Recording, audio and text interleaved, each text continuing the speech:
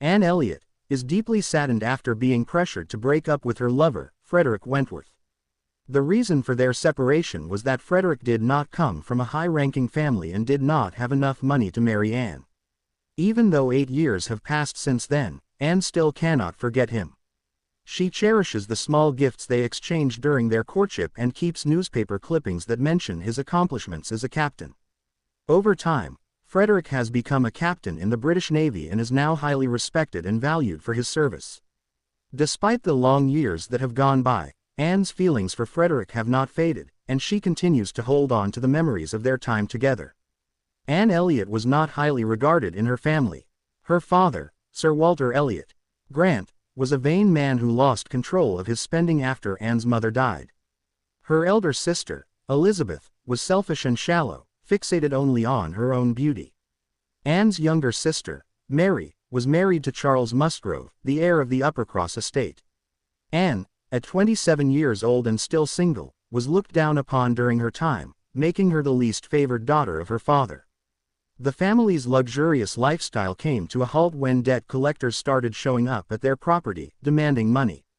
Sir Walter was advised by his advisor to cut down on his expenses, but he found it difficult to figure out how to manage this. Lady Russell, who was Anne's mother's best friend, came to the rescue with suggestions for changes to help the family. She had promised her friend that she would not let the family be destroyed and wanted to do her best to prevent that from happening. Lady Russell proposed that they rent out their London house and move to Bath, as this would reduce their expenses and bring in a good amount of rent. Sir Walter agreed to the plan. Although he wasn't thrilled about renting his grand hall to a naval officer, he eventually had to accept it. Admiral Croft and his wife were to stay at their property, and as fate would have it, Frederick Wentworth was the brother of the admiral's wife. Anne was left behind to welcome the guests while her father and Elizabeth traveled to Bath. She showed the admiral and his wife around the house and mentioned that she knew Frederick Wentworth. She was informed that Wentworth would be in London in 2 days. The prospect of seeing him again after 8 years was both satisfying and nerve-wracking for Anne. She knew he was not married, but she was anxious about how he would perceive her, considering she had been the one to reject him. Anne went to visit her sister, Mary, who was quite the attention seeker. Mary had fallen ill and wanted help, so the family sent Anne to Mary's estate to look after her after she had tended to the admiral. Mary always needed everyone to sympathize with her. She often felt overwhelmed by her duties as a mother and believed that life was unfair to her. Anne listened patiently to her stories, and even if she didn't respond in the way Mary might have wanted, it didn't seem to bother Mary much. Despite Mary's neediness, Anne loved her 2 nephews and enjoyed the company of her 2 sisters-in-law, Louisa and Henrietta. They were informed that the admiral, along with his wife and Frederick, would be coming over for dinner at Mary's house. Anne looked forward to the meeting, but just then, Charles, Mary's son, injured his hand. Charles Musgrove, Mary's husband, asked Mary to stay home to look after their son, but Mary was not willing to miss the dinner with the Crofts. She claimed that she was too emotional due to her son's injury and thus needed to stay away from him, effectively forcing Anne to take care of Charles. Anne agreed to do so, and watched as the rest of the family enjoyed the dinner. The next morning, while Anne was joking about Captain Wentworth, he unexpectedly walked into the house. Anne was caught off guard and couldn't help but notice how much the captain had matured over the years. After their brief and awkward conversation, they met again at dinner. Louisa, one of Anne's sisters-in-law, hoped that Anne might rekindle her romance with Frederick, but she herself found the captain quite charming. Anne noticed Louisa and Wentworth laughing together all night. She played sad music as she watched them dance, feeling the pain of watching the man she had dreamed of for 8 years enjoy the company of another. Anne had so much she wanted to say to Wentworth, but now that he was in front of her, she found herself unable to speak. She felt guilty about the past but couldn't deny her enduring feelings for him. Wentworth invited Anne, Mary, and her family to visit his naval friends in Lyme. During this visit, Anne observed the growing fondness between Louisa and the captain. Louisa was head over heels for Wentworth and confided her feelings to Anne. She admitted feeling guilty for pursuing him when she had initially suggested that Anne try to reconnect with him. However, seeing Anne's reluctance, Louisa decided to follow her own heart. Anne overheard a conversation where Frederick told Louisa that Anne was just like the rest of the gentry who looked down on the poor. Louisa defended Anne, stating how empathetic and kind-hearted she had always been. Hearing this, Anne realized that Frederick still harbored resentment towards her. Despite her hope that he would not be angry with her, it became clear that he still held a grudge, making her prospects of reconciliation seem bleak. As Anne admired the scenic beauty of Lyme, Frederick Wentworth approached her for a conversation. He apologized on behalf of the gentleman they had encountered earlier, who had crossed Anne's path rudely. Despite their separation, Frederick couldn't help but feel protective of Anne whenever he sensed danger. He confessed that he often dreamed of her, and Anne admitted that she, too, had dreamed of various versions of him over the years. She feared that he would never understand the depth of her feelings for him. Frederick quickly assured her that he knew how much she cared because he had never met anyone like her. It was this uniqueness that made him want her in his life, but instead of offering love, he proposed friendship. Anne accepted his offer, even though it was evident that they still loved each other deeply. Frederick often thought of Anne whenever he faced difficult decisions. Her clarity always guided him.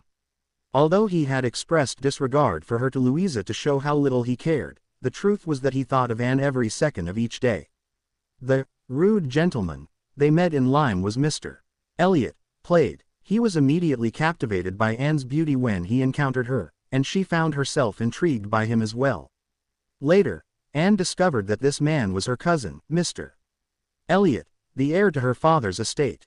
Mr. Elliot had a reputation for being cunning, and Anne was suspicious of his sudden visit to Bath.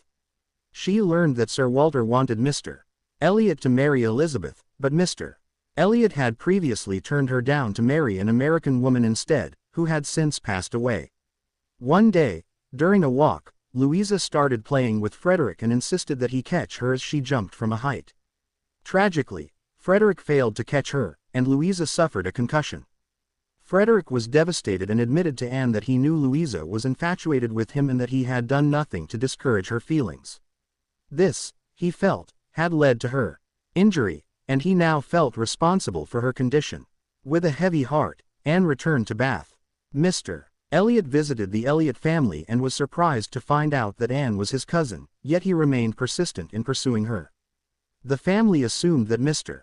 Elliot had returned to beg for Elizabeth's hand in marriage, but Anne couldn't entirely dismiss his attention either.